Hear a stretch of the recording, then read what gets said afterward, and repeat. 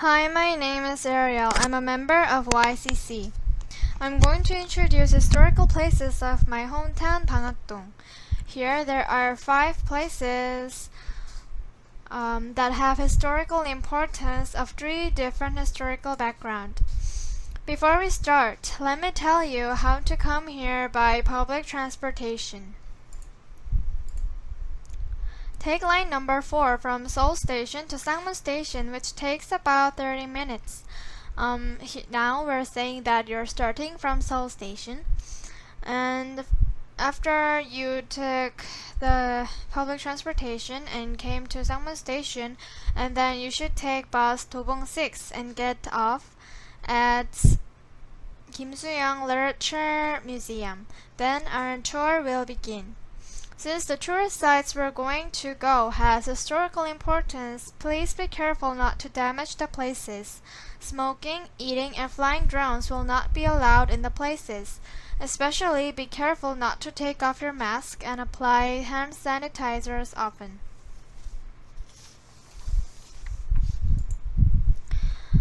Smoking, eating, and flying drones will not be allowed as well. Okay, so now we are in front of our first spot, which is Kim Soo-young Literature Museum. Before, I mentioned that the historical sites represent 3 different backgrounds, and this place represents the first one, the modern era of Korea. The poet Kim Soo-young experienced the colonization era in his childhood, after liberation, he experienced the Korean War as an adult. As you can see, the life of Kim Soo-young can't be seen as a happy story, but he wanted to send messages of freedom and love through his work. And in this place, you can see his handwritten work, poetry books, his actual work desk, and the library.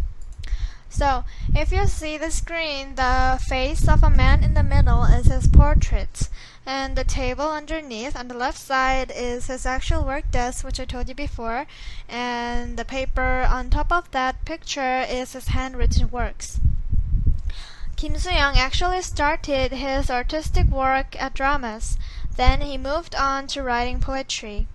There are 2 important issues that influenced his work a lot in his life, which is the Korean War and the April 19th movement towards democracy.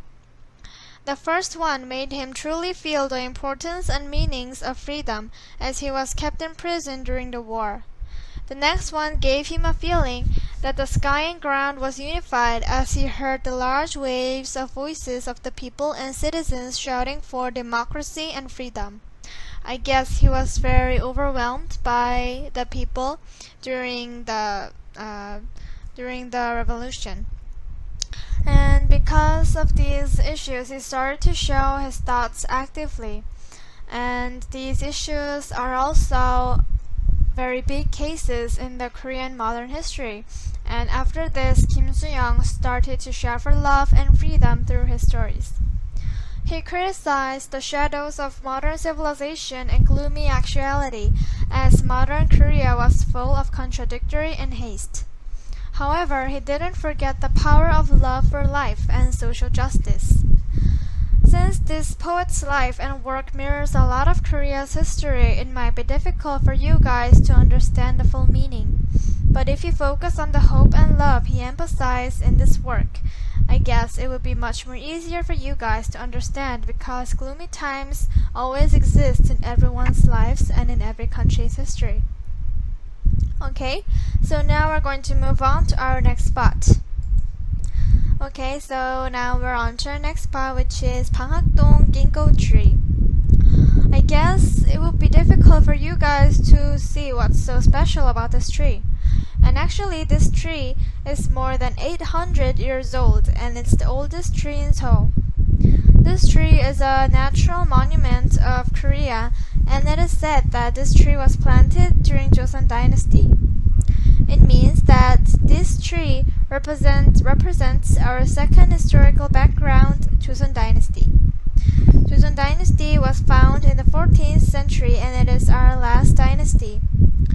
In Joseon, people believe that old trees have special powers, and there is a spirit that stays inside the tree. Because of this faith, this tree was was served as a prosperous tree. During the reconstruction of Korea's main palace, Gyeongbokgung, during late Joseon period, this tree was in the list of to-be-cut-down trees. But the villagers asked the king to leave it, so it remains until now. I guess the tree was majestic as it is now at that time too. For people who are curious about the actual size of the tree, this tree's height is about 25 meters. Now we're going to move on to our next spot. Here we arrive at the grave of King Yeonsan, and he is the 10th king of Joseon Dynasty. His wife and his grave is located each aside to each other, as you can see in the screen. Do you know about King Yeonsan? For Koreans, King Yeonsan is a very well-known character, and he is thought to be a very violent and kind of unique character among the kings of Joseon. And there are two kings who are dethroned among the kings, and he is one of them. It's because of his mother's death, and he did bewildered politics. And his mother was killed in tragedy, and King Yeonsan didn't know about that until he became the king. And after he got to know that later, he got very shocked because of his mother's case. So he killed a lot of officers who were related to his mother's case, and those who didn't tell him about it were the people who played a major role in killing his mother. I guess this place kind of gives us a lorn feeling, and maybe it's because of the sad stories of King Yeonsan. Now we are in front of another tomb, and this is the grave of Princess Jeongi and her husband. Princess Jeongi is the second daughter of King Sejong. King Sejong is a very beloved king who made the Korean alphabet Hangul and many more creative, useful inventions to help his people live better. Under the title, you can see a book, and this book is 훈민정음 해례본, which contains a lot of important information related to the creation of Hangul. And it is said that the Princess Jeongi, helped King Sejong solve problems related to the pronunciation when he was on the Hangul project. So because of that, people nowadays assume that the princess played a major role in helping her father develop Hangul. Okay, now we're going to our last spot, which is the house of Jeonyeongpil. Another name for this house is the old house of Kansong, and it's because Kansong is another name for Jeonyeongpil. Have you heard about him? Koreans know about him very well since he is a very well-known collector. He collected important cultural treasures, and the treasures that he collected remain nowadays as a national treasure. He was a famous collector of Korea who protected Korea's precious historic cultural heritage from Japan. So we can see that this place's historical background is the Japanese colonial era. In that time, Japan took many national treasures and important heritage which were left all around the country without any protection. However, Kansong knew the importance and the meaning of the treasures and started to collect them. He was a very rich person with huge land, and he seriously wondered about his life's direction under the colonization era, thinking about what he could do using his wealth.